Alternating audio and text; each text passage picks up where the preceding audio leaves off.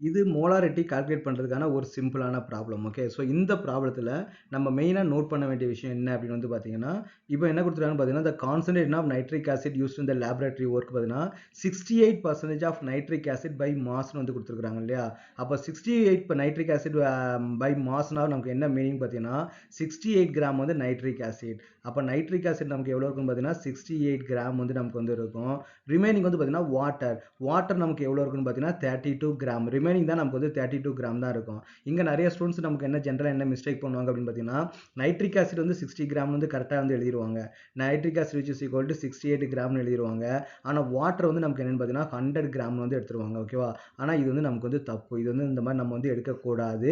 So nitric acid 68 gram. அப்ப remaining 32 gram தான் நமக்கு என்ன இருக்கும்? வாட்டர் வந்து இருக்கணும். ஸோ ஜெனரலா இந்த ஒரு மிஸ்டேக் வந்து நமக்கு வந்து பண்ணுவாங்க.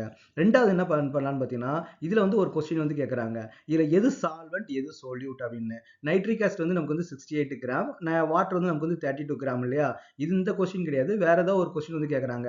68 find the solvent and solute molecule in the 68% of nitric acid அப்படின்னு கேட்கறாங்கன்னா, நிறைய பேர் என்ன பண்ணுவாங்க?